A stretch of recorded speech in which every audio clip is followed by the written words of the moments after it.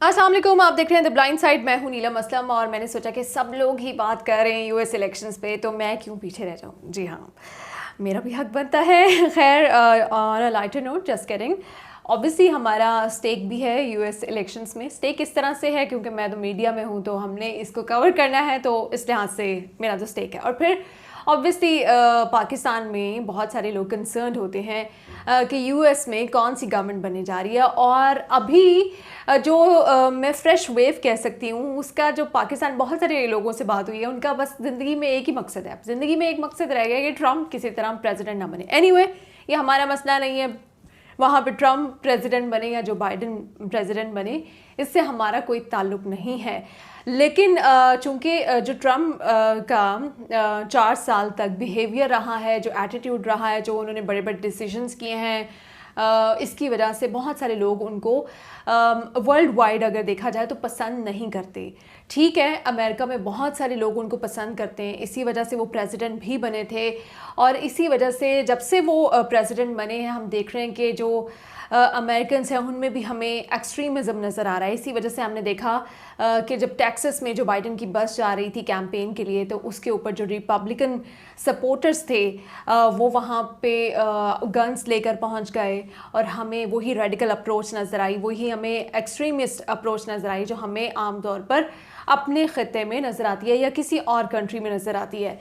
तो अभी जो सबसे बड़ा रिस्क है वो यही है कि अगर ट्रम्प नहीं जीतते हैं तो रिपब्लिकन्स जो हैं उनके जो अज़ाइम हैं वो काफ़ी क्लियर हैं। तो एक सिविल अनरेस्ट की सिचुएशन यूएसए में भी, जी हाँ, यूएसए में भी हो सकती है। हम अक्सर अपने मुल्क में कहते हैं कि अगर किसी गवर्नमेंट बन गई तो अपोजिशन नताइज तस्लीम नहीं करेगी, तो इस वक्त यूएसए में भी कोई ऐसी ही सिचुएशन है, क्योंकि ट्रम्प ने जो उनके बड़े क्लोज एड्स हैं उनको पहले से ही ये कह दिया, ये खबर सोर्सेज के थ्रू बाहर आ गई है कि लास्ट वोट काउंट होने से पहले ही, दैट मीन्स कि विक्ट्री से पहले ही वो अपनी विक्ट्री अनाउंस कर देंगे। ऐसा हमने उमूमन अपनी कंट्री में देखा है, लेकिन ट्रम्प के भी यही अज़ाइम है।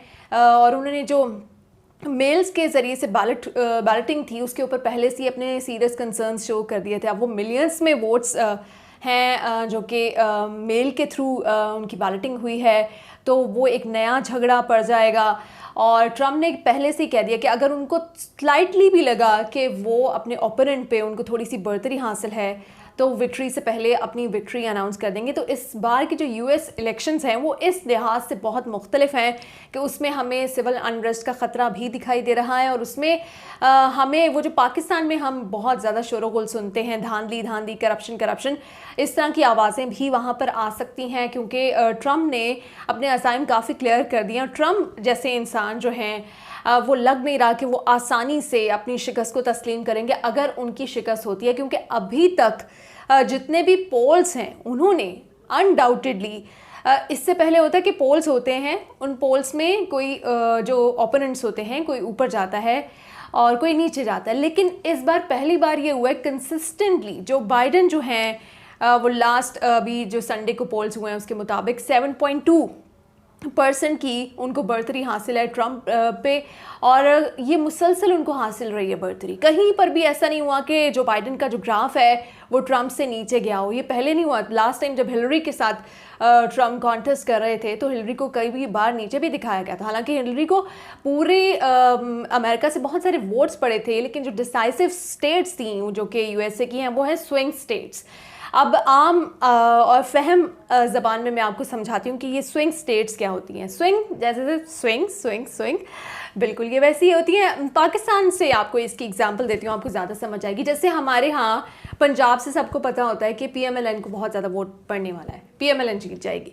और अब तो खैर पीटीआई के भी काफ़ी सारे चांसेस हैं, होते हैं, दोनों काफ़ी टफ टाइम देते हैं। लेकिन हमें सिंध का पता होता है कि वहाँ से पीपल्स पार्टी जीत जाएगी। लेकिन केपीके और बलूचिस्तान पाकिस्तान में ऐसे सूबे हैं कि जिनके रिजल्ट्स चेंज हो सकते हैं। स्पेशली केपीके हर बार किसी नई जमात को मौका देना चाहती है। अगर एक जमात काम नहीं करती तो वो दूसरी को दे देते हैं, और शख्सियात की बेस पे भी वहाँ पे वोट्स दिए जाते हैं।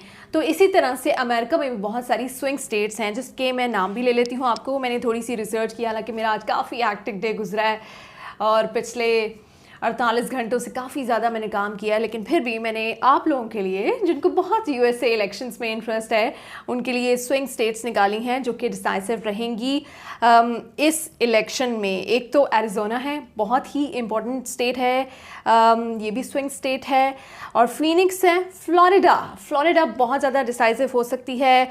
लास्ट टाइम इलेक्शंस में फ्लोरिडा से ट्रम्प को बहुत ज़्यादा वोट्स पड़े थे, ट्रम्प जीते थे, लेकिन इस बार जो ब्लैक लाइव्स मैटर का नारा आया है और उसके बाद जो सिचुएशन बनी है उस पूरी कंट्रोवर्सी के बाद, तो ये उम्मीद की जा रही है कि ट्रम्प यहाँ से बहुत सारा वोट बैंक अपना लूज़ करेंगे।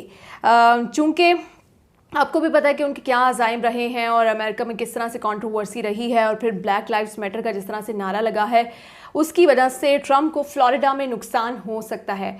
इट इज़ नॉट कन्फर्म्ड, मैं कोई ज्योतिषी नहीं हूँ, लेकिन अभी तक जो वहाँ पे सिचुएशन है वो यही बता रही है। इसी तरह से जॉर्जिया है, जॉर्जिया में भी लास्ट टाइम ट्रम्प जीते थे, लेकिन चूंकि ये स्विंग स्टेट है तो हम कुछ कह नहीं सकते। इसी तरह से आयोवा है, उसमें भी ट्रम्प लास्ट टाइम जीते थे, लेकिन इस बार कहा यह जा रहा है कि यहाँ पे जो बाइडन जो हैं वो हमें अच्छी फॉर्म में दिखाई दे रहे हैं। उसके अलावा नॉर्थ कैरोलिना की अगर बात की जाए तो इसमें मुख्तलिफ काउंटीज़ हैं। हमने लास्ट टाइम देखा था जब हिलरी के साथ इलेक्शन था ट्रम्प का, तो बहुत सारी काउंटीज़ में हिलरी को काफ़ी ज़्यादा वोट्स मिले थे और कुछ में ट्रम्प को मिले थे। तो ये जो नॉर्थ कैरोलिना है इसके बारे में कुछ नहीं कहा जा सकता, अभी ये 50-50 है। जैसे बाकी स्टेट्स में तो काफ़ी हद तक हम मोहतात अंदाज में कोई प्रिडिक्शन कर भी सकते हैं, लेकिन इसके नॉर्थ कैरोलिना के बारे में हम कोई प्रिडिक्शन नहीं कर सकते कि यहाँ पे किसकी पोजीशन अच्छी है। इसी तरह से ओहायो, जी हाँ, ओहायो ये जो स्टेट है यूएसए की, इसके बारे में कहा जाता है कि जो ओहायो से जीतता है वो वाइट हाउस में पहुँच जाता है।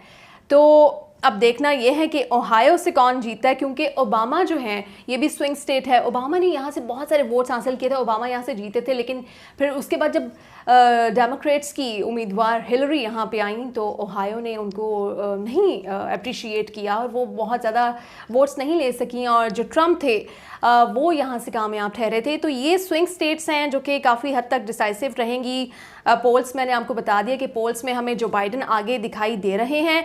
अब कुछ जर्नल परसेप्शन की बात कर लेते हैं कि लोग क्या सोच रहे हैं। जो मुख्तलिफ लोगों से बात हुई है, मैंने जो थोड़ी बहुत अपनी नाकिस सी रिसर्च की है उसके मुताबिक जो अमेरिका के लोग हैं वो इस वक्त नेशनलिस्ट अप्रोच को बहुत ज़्यादा अप्रिशिएट कर रहे हैं। इस वक्त नहीं, पहले भी ट्रम्प के लास्ट टाइम जीतने की रीज़न यही थी कि ट्रम्प ने अमेरिका फर्स्ट नेशनलिस्ट अप्रोच के साथ आए थे, लेकिन उस नेशनलिस्ट अप्रोच के साथ जो बाइडन भी बात करते हैं, लेकिन इसका कंपैरेटिवली अगर देखा जाए तो फ़ायदा कहीं ना कहीं ट्रम्प को पहुंचता है। लेकिन जो ब्लैक लाइव्स मैटर का नारा स्लोगन लगा है और ये जो कंट्रोवर्सी सामने आई, इसकी वजह से जो ब्लैक वोट है ट्रम्प का, आई एम सॉरी टू से ब्लैक वोट, लेकिन अब कहना पड़ेगा क्योंकि इस तरह की टर्म्स यूज़ की जाती हैं, तो ये ट्रम्प का बहुत हद तक मुतासिर हुआ है, जिसका फ़ायदा जो बाइडन को हो सकता है। हालांकि जो बाइडन की अगर अपनी एक्चुअल सिचुएशन देखी जाए या परफॉर्मेंस देखी जाए, वो वाइस प्रेसिडेंट भी रह चुके हैं, लेकिन उनके क्रेडिट पे कोई बहुत अच्छे काम नहीं है।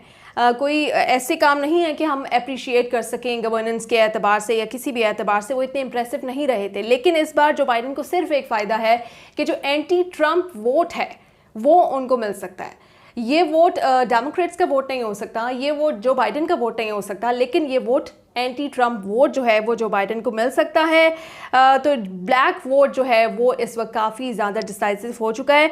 इसके अलावा जो रेड नेक जो स्लैंग यूज़ की जाती है गोरों के बारे में, वो अभी भी हमने देखा है मुख्तलिफ स्टेट्स में, स्पेशली सबर्ब्स में, रूरल एरियाज़ में वो ट्रम्प को सपोर्ट कर रहे हैं। हालांकि पोल्स अगेंस्ट कह रहे हैं कि पोल्स बता रहे हैं कि जो बाइडन आगे है, लेकिन अगर सबर्ब्स की तरफ जाएं या रूरल एरियाज़ की तरफ जाएं तो वहाँ पे हर जगह ट्रम्प के ही बैनर्स दिखाई दे रहे हैं, ट्रम्प की सपोर्ट नज़र आ रही है।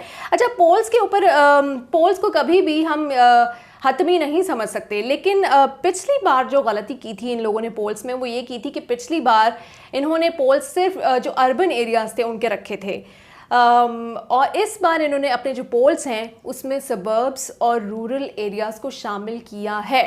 तो 2020 की जो पोल्स हैं वो इस लिहाज से भी डिफरेंट हैं, और इस लिहाज से भी डिफरेंट हैं कि किसी भी एक पोल में, किसी भी एक टाइम में, किसी भी एक मंथ में, किसी भी एक वक्त पे जो बाइडन को कभी इन पोल्स ने पीछे नहीं दिखाया। कंसेक्यूटिवली, कंसिस्टेंटली जो बाइडन आगे रहे हैं। तो ये सिचुएशन है, बड़ी सादा सी अल्फाज में, ज़बान में मैंने आपको ये बता दिया कि इस वक्त यूएस इलेक्शंस की क्या सूरत हाल है। जो पाकिस्तानी इसको अच्छी तरह जानना चाहते हैं, उसके साथ सेनेट के इलेक्शंस भी हैं, 33 उसकी भी नशिस्तें हैं, उसमें भी देखते हैं कि क्या होता है, क्या क्या नहीं होता। यकीनन आपके अपने फेवरेट होंगे, मेरे कोई अपने फेवरेट होंगे। मैं अपनी ज़ाती राय का यहाँ पे इजहार नहीं करना चाहती। मैं यही चाहती हूँ कि वही लीडर आए, चूँकि उसको एक सुपर पावर का लीडर बनना है, जो कि लीडर बनने के अहल हो, जिसके अंदर लीडर बनने की क्वालिटीज़ हों। जो सबसे बढ़कर, ठीक है नेशनलिस्ट अप्रोच होनी चाहिए, हर किसी को अपनी कंट्री से प्यार होता है, लेकिन जो पूरी दुनिया के लिए एक काइंडनेस का, एक पीस का, एक लव का, एक यूनिटी का मैसेज लेकर आए, वही लीडर यूएसए को मैं कहती हूँ लीड करे। मेरी ये ख्वाहिश है। अब वो कोई भी हो सकता है, क्योंकि दिलों के हाल अल्लाह ही बेहतर जानता है। Thank you so much.